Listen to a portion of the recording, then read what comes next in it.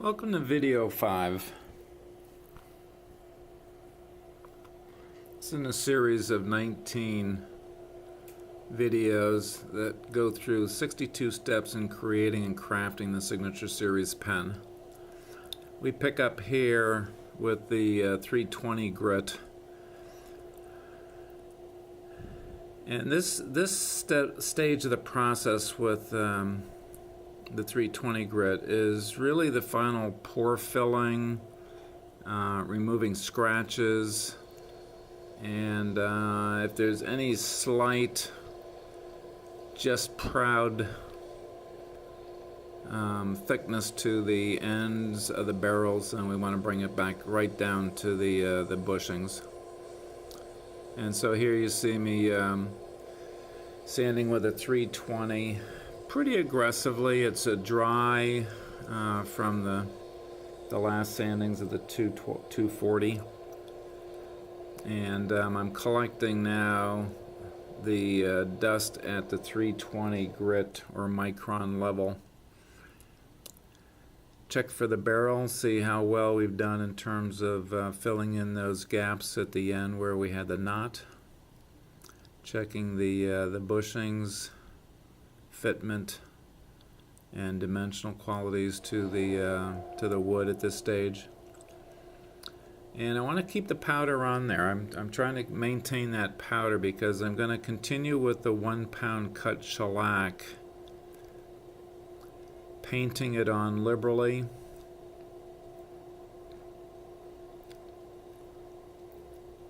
And basically creating a little bit of a slurry between the 1 pound shellac and the sawdust. I'm going to allow that to dry to about 70% so that it's still, if you will, wet and tacky enough to pick up the sawdust that I've collected. So I carefully bring that sawdust up from the last sanding. You'll see it there on my finger. And so spreading it around. I want to pay particular attention to the tip end on this because that's where most of the fill has been needed because of that knot and the divots that were related to it. I'm not sanding here at all, and it's okay for my sand strip to get clogged with the 1 pound shellac that's on the barrel, but mostly just distributing that sawdust so that it gets absorbed and stuck into the low spots of my pen barrel. Once I have a sense that it's pretty dry and distributed with the sawdust, then I can become a little bit more aggressive in actually sanding with the 320 grit again.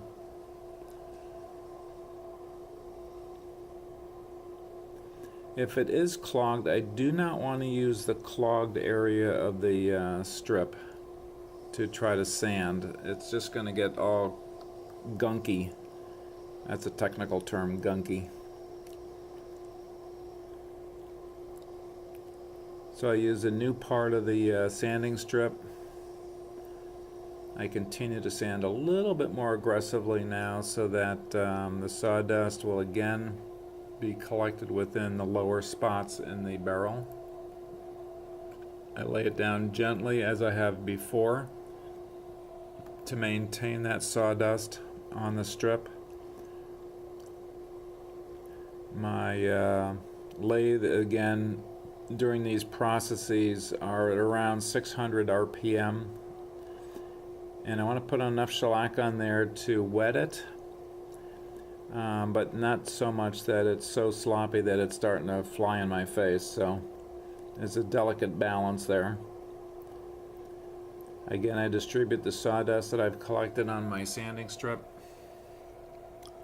across the entire barrel, paying particular attention to any low spots, any major pore filling that is necessary. On this particular piece of wood, there's not a lot of pore filling, frankly. It's mostly that the knot down there at the tip end, which is the furthest away in this video shot.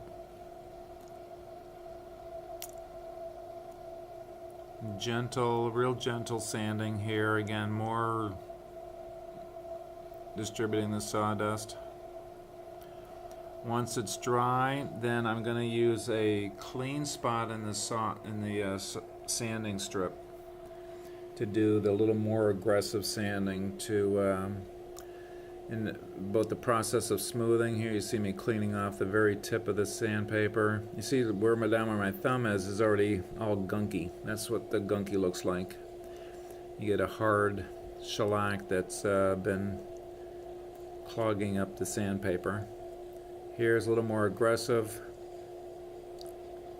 getting it prepared for the next stage of sanding, which would be the 400 grit.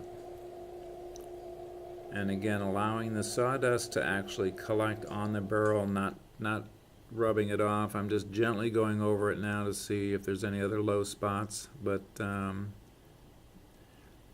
they're just cleaning up the different edge between the barrel and a bushing.